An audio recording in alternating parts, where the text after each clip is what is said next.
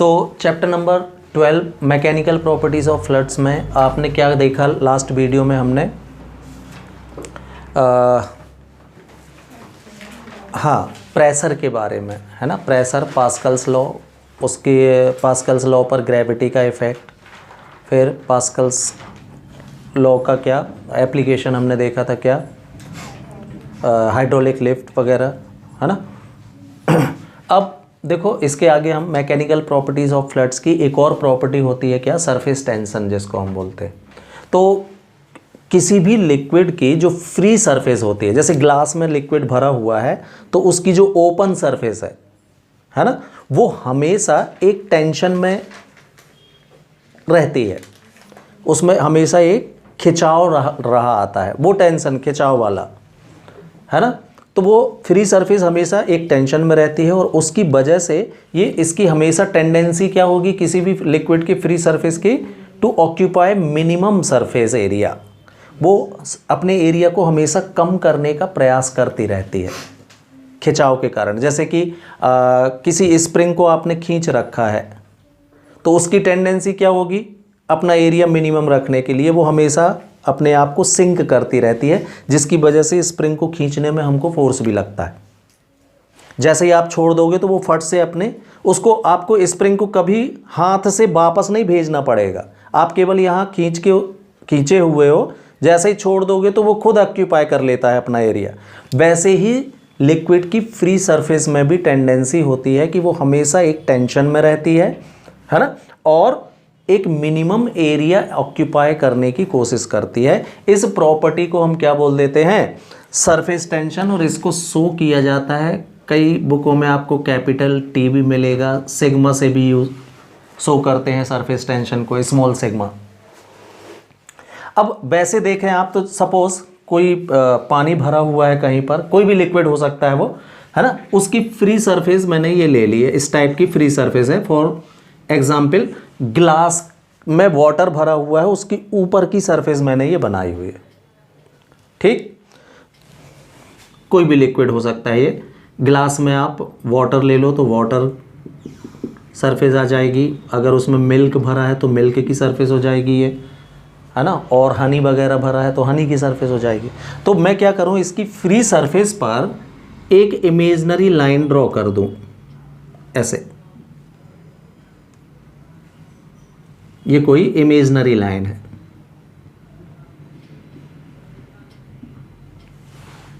हाँ। तो इस इमेजिनरी लाइन के यूनिट लेंथ पर, लेंथ कैसी रहेगी, unit,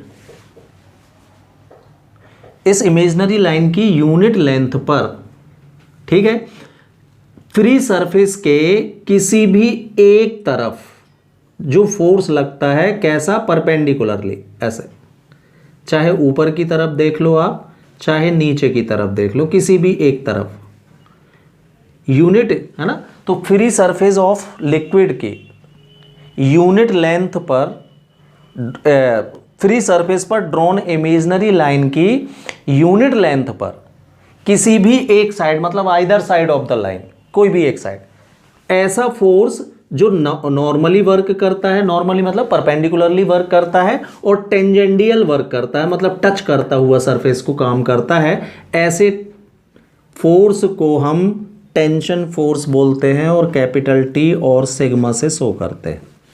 that is surface tension is equal to F upon L.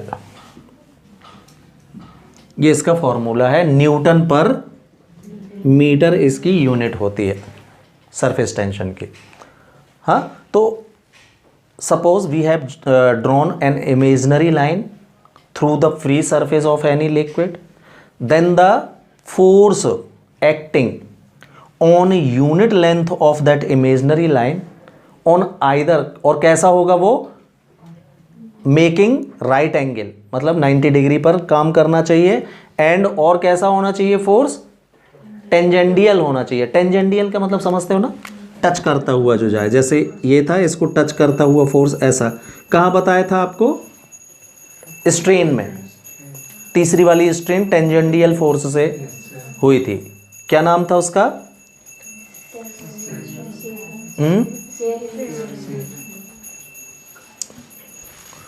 हाँ,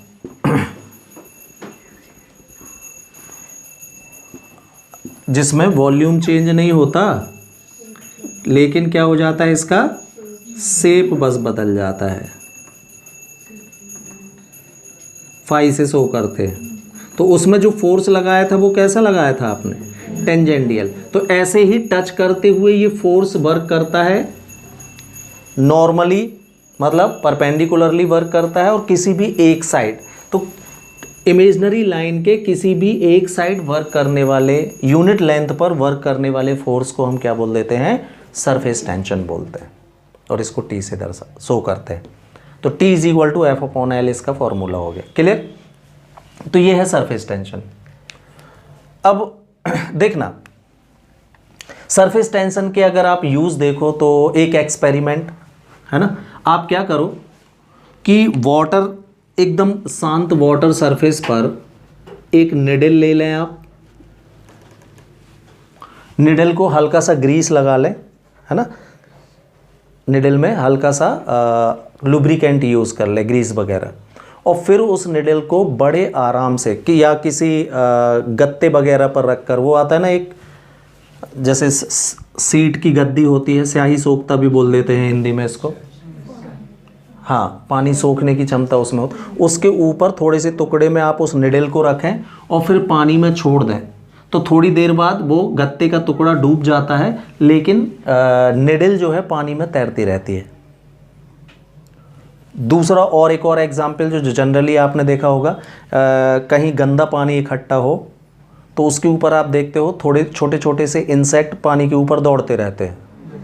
हम नहीं दौड़ सकते लेकिन वो दौड़ जाते हैं, है ना। रीज़न इन सब का सरफेस टेंशन है। देखिए, जैसे ही आपने क्या किया, निडल में यानी सुई में हल्का सी ग्रीसिंग जरूर कर दें। क्यों? ग्रीस लगा देने से वाटर रिपेलेंट हो जाती है, वो वाटर उसमें चढ़ता नहीं है, हाँ। और फिर उसको बहुत आहिस्ते से अगर हम वाटर सरफेस पर छोड़ दें तो अब देखो क्या होगा, जहां पर आपने निडल छोड़ दी, यहां पर रख दी, मान लीजिए ये निडल, तो यहां पर निडल के वजन के कारण, है ना, इस लिक्विड की या वाटर की सरफेस हल्की सी कैसी हो जाएगी, कर्व सरफेस हो जाएगी। ये मान लीजिए निडल है,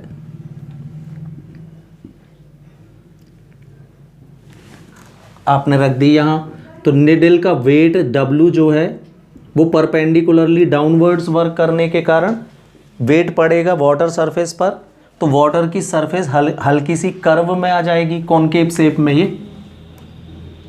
फिर अब भी हमने देखा, हाँ, कि किसी भी लिक्विड की टेंडेंसी होती है कि वो टेंशन फोर्स अप्लाई करती है अपना एरिया मिनिमाइज करने के लिए। यही देखा हमने सरफेस टेंशन में।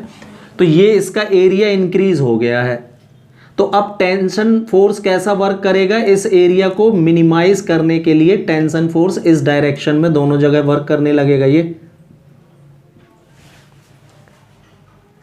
सरफेस टेंशन, ऐसा झुकाव आ गया है सरफेस पर, तो टेंशन किस तरफ वर्क करेगा, जैसे ये कर्व हो गया सरफेस, तो हमेशा ध्यान रखिए टेंशन फोर्स इस पर जो टेंजेंट खींचोगे ना आप, उस डायरेक्शन में वर्क करता है ये। तो इस एरिया को कम करने के लिए टेंशन फोर्स लगने लगता है, और ये टेंशन फोर्स जो है इस निडल के वेट को बैलेंस कर लेता है, जिससे निडल पानी में नहीं डूबती। सेम इंसेक्ट के साथ होता है। इंसेक्ट का वजन काफ़ी कम है, वो जैसे ही वाटर सरफेस पर अपना पैर रखते हैं, हाँ, तो उनके पैर के वजन से, उनका जो भी वजन है हल्का फुल्का, उस वजन के कारण वाटर सरफेस पर हल्का सा ऐसा गड्ढा बन जाता है। जैसे ही पैर रखा, हल्का सा पहले गड्ढा बना यहाँ पर, इसको मिनिमाइज करने के लिए टेंशन फोर्स अगेंस्ट डायरेक्शन में, इस डायरेक्शन में वर्क करने लगता है, हाँ। अब इंसेक्ट का वेट नीचे की तरफ वर्क कर रहा है, लेकिन ये टेंशन जो फोर्स वर्क कर रहा है ये उनके वेट की तुलना में ज़्यादा होता है, और उनके वेट को ये ऑक्यूपाई कर लेता है, बैलेंस कर लेता है, जिससे वो इंसेक्ट आराम से पानी में चल के चले जाते हैं, डूबते नहीं, है ना। तो ये कारण है भाई। मान लीजिए टेंशन फोर्स बहुत, पानी का बहुत कम भी हुआ, है ना, लेकिन जो कीड़े उसमें चल रहे होते हैं वो भी बहुत कम वजन के होते हैं, तो उनके वजन को ये टेंशन फोर्स संभाल लेता है।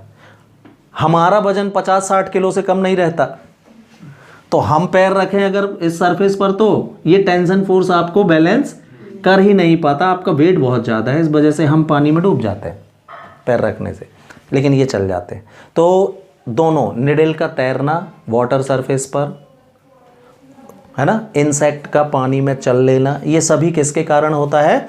सरफेस टेंशन के कारण होता है। ठीक, अगर लिक्विड में सरफेस टेंशन, गाढ़ा लिक्विड जैसे हो गया, जैसे आपकी बात करूं मैं किसकी, हनी वगैरह हो गई, तो हनी वगैरह में तो बड़े बड़े चींटे भी चल लेते होंगे, आपने देखा होगा, आराम से पैदल चल के निकल जाते हैं। क्यों? लिक्विड गाढ़ा है तो उसकी सरफेस टेंशन फोर्स और ज़्यादा होगा, तो वो ज़्यादा वेट गेन कर सकता है। शहद वगैरह में कोई चीज़ आराम से नहीं डूबेगी, है ना, जल्दी से नहीं डूबेगी, आराम से डूबेगी, राइट। तो ये सारे रीज़न है किसके? सरफेस टेंशन के। तो इसके बाद अब देखना सरफेस एनर्जी।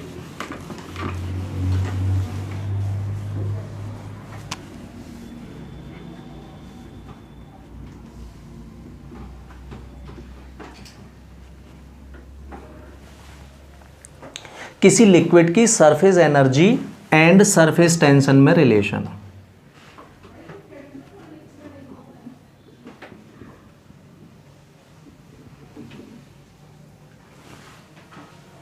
हाँ, तो सरफेस एनर्जी होता क्या है? तो मान लीजिए वाटर की ही हम बात करें, वाटर की हमको फ्री सरफेस की एनर्जी निकालना है।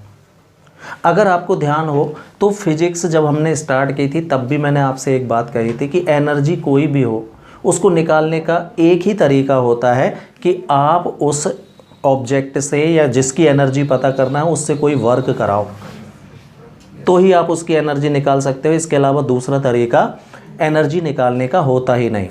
ठीक, तो हमको निकालना है क्या? किसी लिक्विड की सरफेस में कितनी एनर्जी है। तो अब आपको उस लिक्विड की सरफेस से वर्क कराना पड़ेगा, तभी हमको उसकी एनर्जी पता चलेगी। हाँ, तो उसके लिए हमने क्या किया है, हाँ, कि एक वायर का एक फ्रेम लिया है इस तरीके से, रेक्टेंगुलर फ्रेम, सपोज ABCD।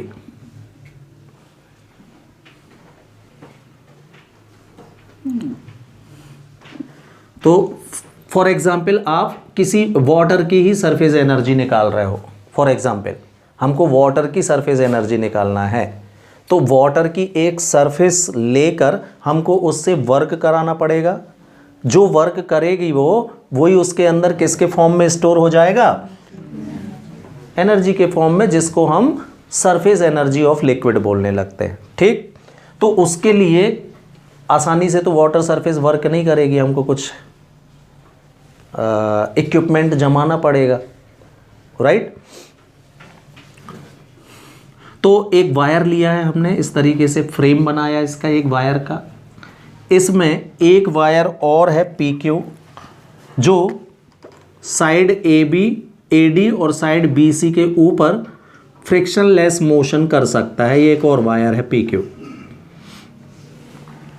ये PQ जो है फ्री टू मूव है, ऐसा ऐसा चल सकता है, वायर में ऊपर नीचे चल खिसक सकता है। ठीक, अब हमने क्या किया, इस फ्रेम को, है ना, पानी में डुबा के निकाल लिया। तो देखो आपको पता है कि सिर्फ पानी में अगर हम कोई चीज़ डुबोए तो जो उसकी फिल्म बनती है वो थोड़ी सी अनस्टेबल होती है, बन तो जाएगी फिल्म लेकिन फट से फूट जाती है वो। वाटर सरफेस अगर मेरे को इसमें बनाना है तो मैंने क्या किया है, उस वाटर में थोड़ा सा सोप घोल लिया है। पानी की सोप की जो सरफेस बनती है वो काफ़ी देर तक बनी रहती है, आपने देखा होगा। साबुन का बुलबुला आसानी से नहीं फूटता, पानी का तो फट से ख़त्म हो जाता है। तो हमने क्या किया हुआ है, सोप, लिक्विड सोप में, पानी में सोप घोला पहले और फिर उसमें इस फ्रेम को डोबा और ऐसा करके निकाल लिया। तो सोप की और पानी की, सोप वाले पानी की एक फिल्म इसमें ऐसी बन जाएगी, मतलब सरफेस बन गई।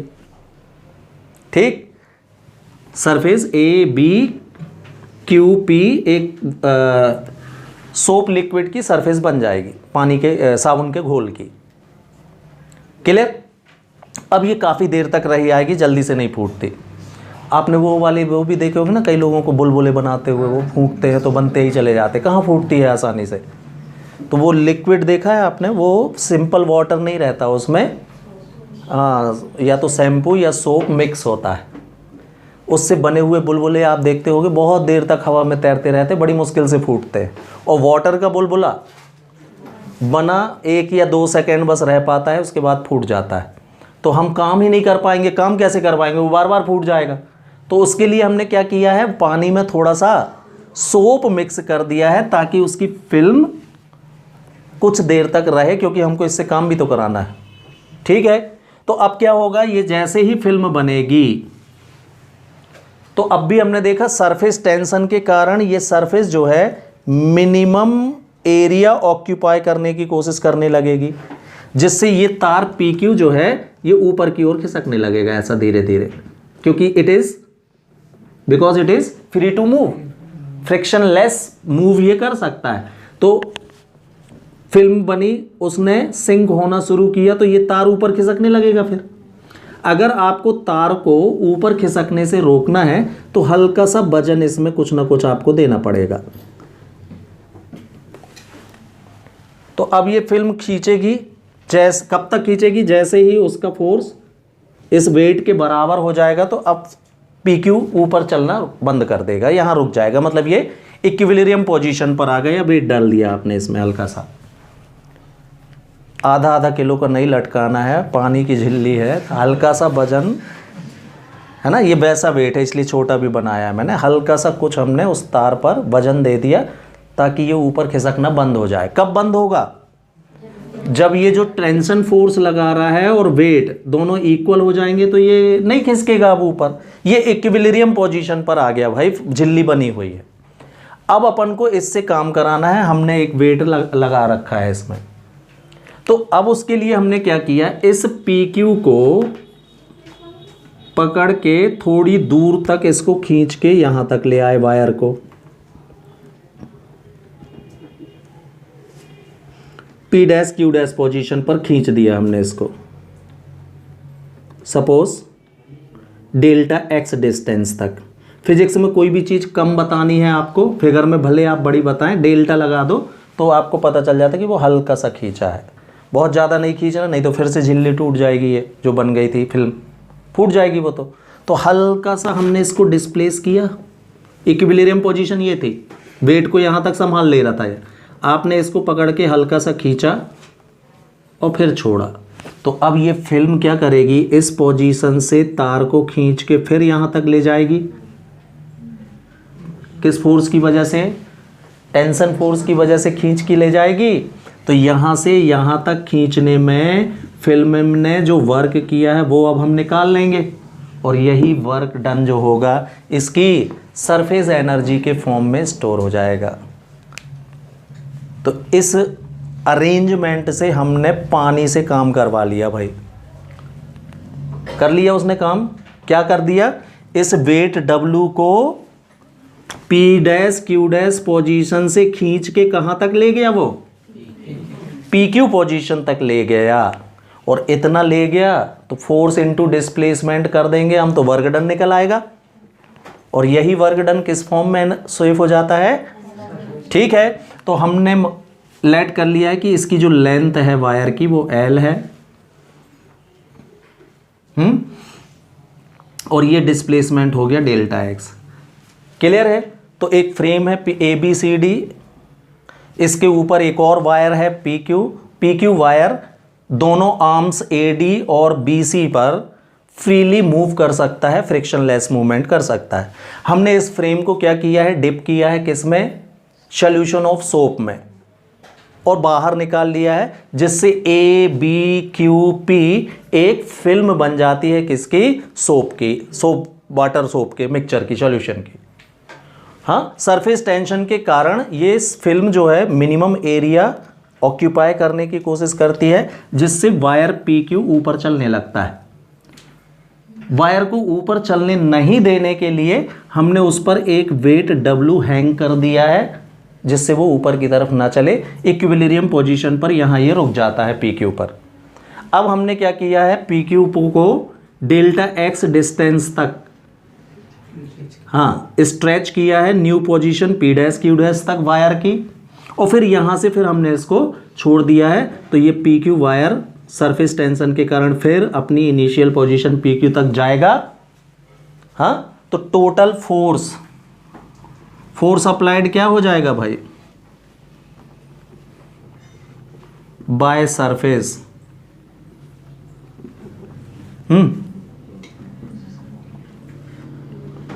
T into L. अरे अब भी तो बताया टेंशन फोर्स बराबर होता है एफ अपॉन एल, तो मैंने बोला फोर्स कितना लगेगा।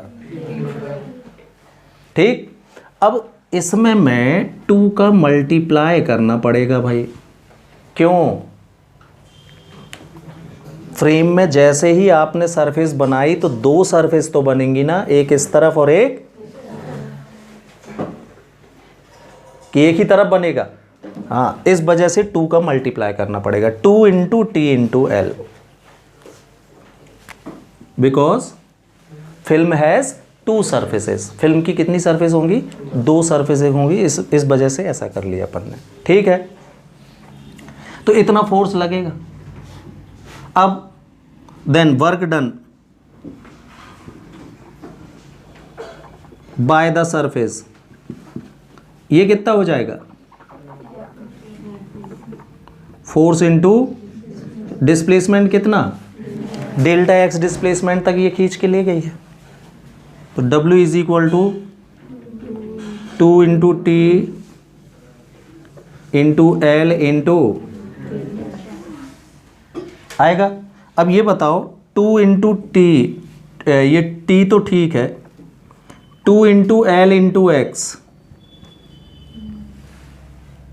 ये क्या है, फिगर में देख के बताएं। एल मतलब लेंथ, डेल्टा एक्स मतलब breadth, length into breadth area कहलाता है ये। तो मतलब ये क्या है, एरिया, इंक्रीज्ड एरिया, जो आपने एरिया बढ़ाया था वो एरिया है ना। तो W is equal to T into ये क्या हो गया, डेल्टा ए। डेल्टा ए बराबर कितना, 2 into L into delta x, क्या कहलाएगा ये, इंक्रीज्ड एरिया। हाँ, और this work done is called what, surface energy of liquid. W से या E से भी शो कर सकते हो। मतलब सरफेस एनर्जी किसके बराबर होती है, W को सरफेस एनर्जी लिखेंगे भाई। हाँ, T मीन्स सरफेस टेंशन